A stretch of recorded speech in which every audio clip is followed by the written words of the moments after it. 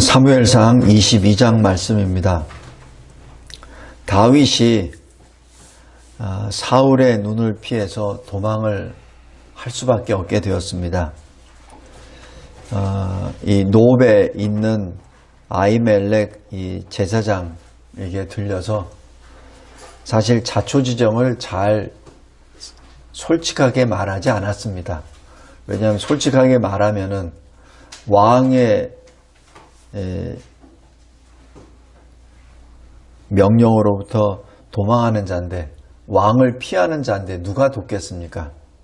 그래서 이 다윗이 그 얘기는 안 하고 지금 당신 수중에 무엇이 있습니까? 라고 21장 3절에 그렇게 말합니다. 그래서 이 제사장으로부터 진설병을 받고, 또 다윗이 그 골리앗을 물리치고 골리앗으로부터 뺏은 그 칼을 또 받고 그곳을 떠납니다. 근데 그때 이 에돔 사람 이 도액이 그 모든 것을 목격하게 되죠. 그리고 이 사무엘상 22장으로 들어갑니다. 여기 22장 1절에 보면은 다윗이 그곳을 떠나서 아둘람이라는 굴로 도망했다라고 기록합니다. 이 아둘람 굴에 도망할 때 형제와 아버지 온 집이 같이 들어갑니다. 그러니까 식구들이 다 간다는 얘기죠. 그때 2절에 보면은 사울의 그 통치 아래 환난 당하는 자, 빚진 자, 원통한 자, 이런 사람들이 또 다윗에게 몰려듭니다. 이것이 보면은 이 사울의 통치의 커다란 어둠입니다. 사울이 자기 백성을 잘 다스려야 되는데도 불구하고 지금 사울의 마음은 자기 왕권을 유지하기 위해서 다윗을 죽이는데 지금 전념하고 있죠. 그러니까 왕으로서 해야 될 일을 지금 안 하고 있다는 얘기입니다. 그러니까 그 사이에 환난 당하는 자들도 생기고 억울한 자들도 생기고 그리고 빚진 자들이 막 나타나게 되죠. 그러니까 어디다 하소연할 데가 없으니까 다윗에게 몰려든 인원들이 400명입니다. 그리고 이때 다윗이 3절에 보면은 자기 그 형제와 그리고 아버지 온 집, 그러니까 자기 가족들입니다. 자기 가족들을 더 이상 이 이스라엘에다가 어떻게 피신할 수 없기 때문에 모압 왕에게 의탁합니다. 그게 참 슬픈 사실입니다. 모압은 늘 이스라엘을 공격했었던, 이스라엘이 어떻게 하면은 멸망하기를 원하는 그 나라인데, 지금 다윗은 그 모압 땅에 가서 자기 식구들을 거기다 맡기죠. 위탁을 합니다. 그리고 있을 때 5절에 보면은 선지자 갓이 다윗에게 이렇게 조언을 합니다. 여기를 떠나십시오. 여기를 떠나십시오. 그리고 유다 땅으로 들어가십시오. 라고 말합니다. 물론 이 선지자 갓이 말한 것은 자기 개인의 그 의견이 아니라고 봅니다. 왜냐하면 선지자이기 때문에 하나님으로부터 뭘 사인을 받았기 때문에 지금 이렇게 하는 것이고, 또 다윗이 모압 왕의 그 보호 아래 있다는 그 자체가 결코 하나님이 기뻐하시지 않는 것임을 선지자 갓은 알기 때문에 당신은 군사를 거느리고 유다로 들어가야 됩니다 라고 말합니다. 그럴 때 이 6절부터 23절까지 놀라운 일들이 벌어집니다. 사울이 이 7절에 보면은 신하들 가운데 베냐민 사람들에게 특별히 말합니다. 왜냐하면 자기가 베냐민 지파거든요. 그러니까 이 많은 신하들 가운데 특별히 베냐민 지파 사람들에게 말하죠. 이새의 아들이 너희들에게 무슨 도움이 되느냐? 이새의 아들이 너희들에게 무슨 양식을 주느냐? 아니면 너희들에게 이게 직함을 주느냐, 직분을 주느냐, 그런 얘기죠. 실권은 나한테 있는데 어떻게 한 사람도 나에게 다윗의 반역에 대해서 나한테 말하는 사람이 없느냐라고 얘기하죠. 지금 이게 무엇을 말합니까? 사울은 더 이상 왕이 아님을 여기서 스스로가 자인하는 모습입니다. 왕이 왕의 모습을 하지 않기 때문에 신하들도 더 이상 사울과 함께 행동을 같이 하지 않죠. 그러나 사울 왕은 자기가 왕이라는 것을 계속해서 주장하면서 그리고 그 신하들을 계속 압박하죠. 그러자 이 에돔 사람 도액이 자기가 목격한 것을 고합니다. 그래서 사울이 이것을 역적죄로 매죠. 다윗과 함께 자기를 반역했다라고 해서 이 아히둡, 이 제사장들을 다 오게 합니다. 85명을. 그리고 그 자리에서 다 죽입니다. 물론 죽일 때 이스라엘 사람들은 두려워서 죽이지 못할 때 이 도액 사람이 죽이죠. 그래서 아마 이 도액 사람은 이 사건으로 인해서 사울의 충복이 아마 됐을 겁니다. 자, 이 사건으로 말미암아 다윗이 어떤 인생을 걸어가야 되는지 그것을 보겠습니다. 여기 설교 요약을 잠시 보겠습니다. 첫 번째, 다윗은 이제 사울의 눈을 피해서 도망하였지만은 그러나 사울의 부당한 통치에 염증을 느끼고 그리고 거기에 위협을 느낀 400명이 함께 다윗과 합류를 하게 됩니다. 다시 얘기해서 사울의 악함이 다윗으로 하여금 나라를 세우는 초석이 되게 됩니다. 이것이 하나님의 섭리입니다. 그래서 로마서 8장 26절에 있는 것처럼 하나님을 사랑하는 자, 곧 그의 기쁘신 뜻대로 부르심을 받은 자들에게는 모든 것이 합력하여 선을 이룬다는 그 사실이 여기서 입증이 됩니다.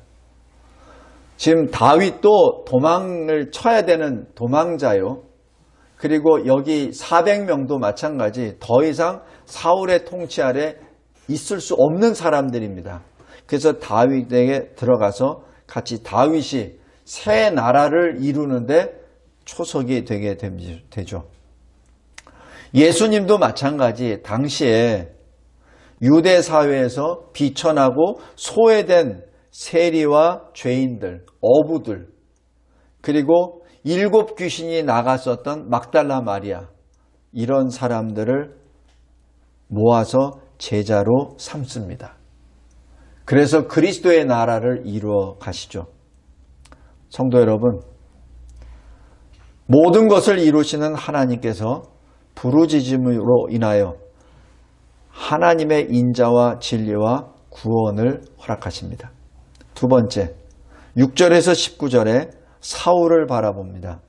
사울은 지금 하나님을 떠나버렸습니다. 이 하나님을 떠난 상태에서 지금 하나님의 진노 아래 스스로 자기가 매진하고 있죠. 지금 하나님이 사울에게 너의 왕위를 이제 빼앗는다라고 했을 때는 바로 하나님께 엎드려 회개해야 될 사울이 이제는 정식으로 하나님께 대적하는 대도의 이 자리에 서버리게 되죠. 그러니까 어떻게 됩니까? 사울이 위협할 수 있는 것은 자기 신하들이죠.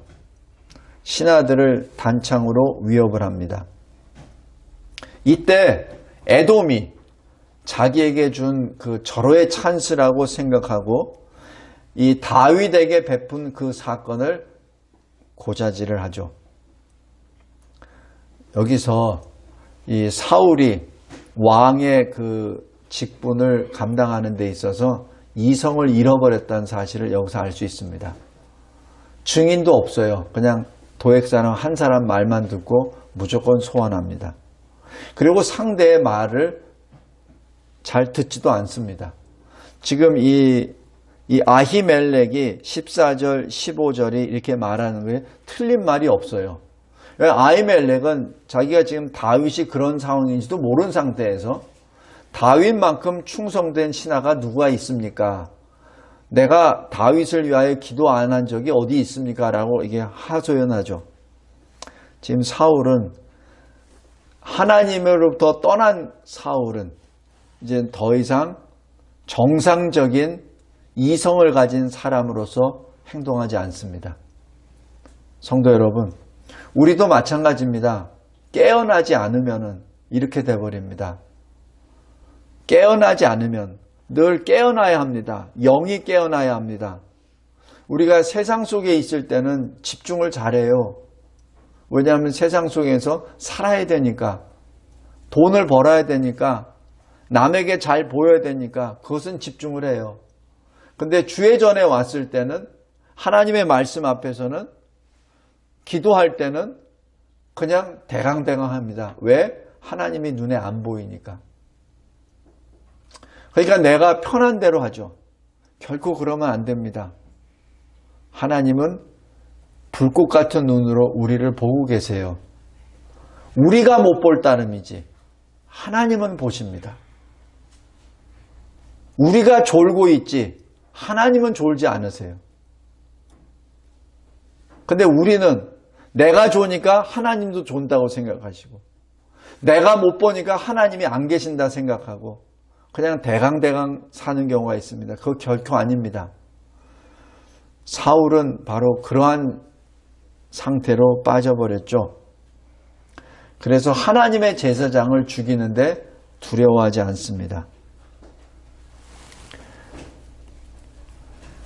이 도액이 그 왕의 권세를 입고 다 죽이죠. 젖 먹는 자들까지도 다 죽입니다. 이 모습은 베들레헴에서 2살 미만 되는 아이, 사내 아이들을 죽였었던 그 헤롯이 기억이 납니다. 다음에 세 번째, 20절에서 23절입니다. 다윗이 이 아히멜렉의 아들 중 한 사람이 살아서 지금 돌아왔습니다. 그리고 자초지정을 다 설명을 해요. 이때 다윗이 뭐라고 하냐면은 22절에 내 탓이다라고 합니다. 내가 분명히 그 일이 있을 때 에돔 사람 도액이 있는 것을 내가 보았어. 근데 내가 그것을 조치를 못했다. 내가 이것을 이렇게 될 줄까지는 몰랐으나 분명히 이것이 어떤 화근이 될 거라는 것은 알았는데 내가 좋지 못한 나의 탓이다라고 고백합니다. 그런데 이 일은 바로 하나님의 놀라우신 심판 아래 이루어졌다는 것을 늘 우리가 기억해야 됩니다. 우리 사무엘상 2장 보십시오. 사무엘상 2장 31절 33절 보겠습니다.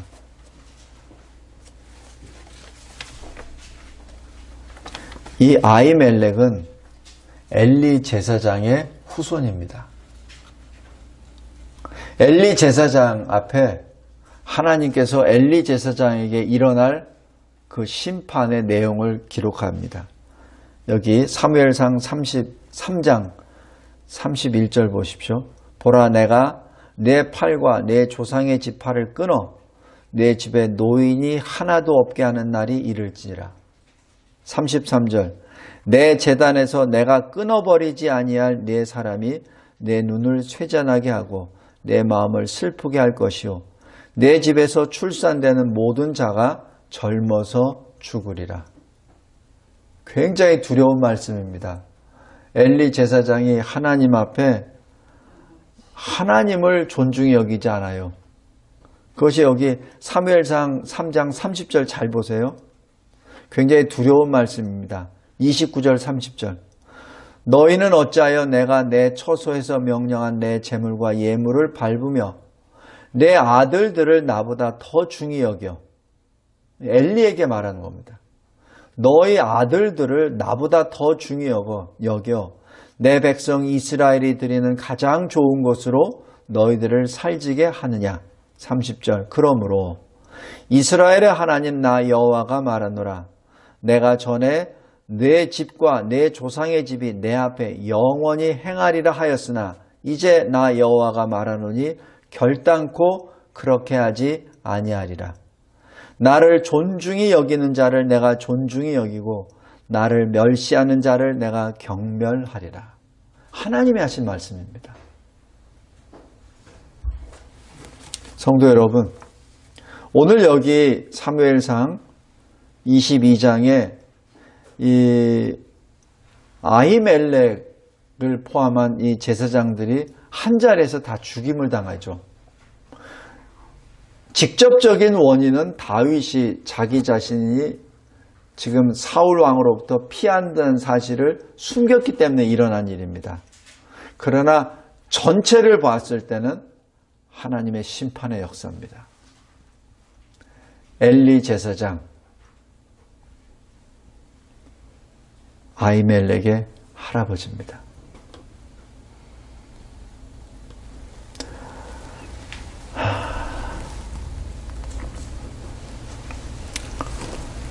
성도 여러분, 우리도 마찬가지 이러한 저주 아래 심판 아래 있었던 존재였습니다. 그러나 하나님은 하나님의 독생자 예수 그리스도를 이 땅에 보내심으로 인해서 우리의 죄에 대한 영원한 피난처가 되게 하셨습니다. 우리는 예수 그리스도를 믿음으로 사망에서 생명으로 옮겨졌습니다. 요한복음 5장 24절입니다. 십자가에서 주님은 사탄을 이기셨고 생명으로 우리의 죄값을 갚으셨고 죄 사함의 은혜로 타락에서 구원해 주셨습니다. 말씀을 맺겠습니다. 다윗은 자신을 따르는 무리들 그 400명과 함께 하나님이 주신 왕권을 받습니다. 그리고 은혜의 보좌로 나아가는 그 화해시키는 제사장을 또 받습니다. 또 믿음과 구원의 길을 가르쳐주고 인도하는 선지자를 받습니다. 그래서 왕, 선지자, 제사장 그 3개 그 직분자를 받음으로써 지금 다윗은 새로운 나라를 세워나갑니다. 이것이 환난 가운데 하나님이 행하시는 놀라운 역사입니다. 분명 다윗에게는 환난이에요. 다윗에게 왕이 될 것이라는 기름 부음을 받은 기쁜 소식 이후에 다윗을 쫓아다니는 것은 바로 반역죄입니다. 그래서 계속해서 다윗을 죽이려고 하죠. 그러나 그 와중에 하나님께서는 다윗을 통하여 새 나라를 세우실 준비를 하고 계십니다. 성도 여러분, 우리도 마찬가지입니다.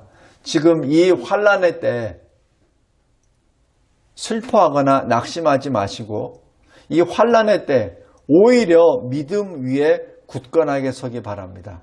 그랬을 때 하나님이 우리 각자의 생명을 사용하셔서 그리스도의 나라를 세워가십니다.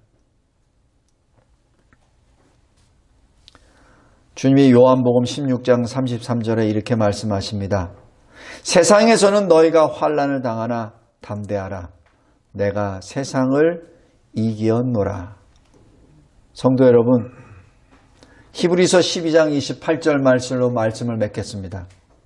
그러므로 우리가 흔들리지 않는 나라를 받았은즉 은혜를 받자. 이로 말미암아 경건함과 두려움으로 하나님을 기쁘시게 섬길지니라. 하나님 아버지 감사하고 감사합니다. 환난 가운데 다윗에게 허락하신 새 인생, 이 환난 가운데 저희들에게 주신 새 인생, 주 예수 그리스도 그 믿음으로 주님이 기뻐하시는 새 노래를 부르며 주님이 예비하신 저 새하늘과 새 땅, 그리고 새 예루살렘 성을 소망의 눈, 믿음의 눈으로 바라보며 새롭게 주의 제자로 일어나 행하는 저희들 되게 하옵소서. 어린 양 예수 그리스도께서 인도하시는 대로 따라가는 주의 거룩한 군사가 되게 하옵소서. 예수 그리스도의 이름으로 기도드리옵나이다. 아멘.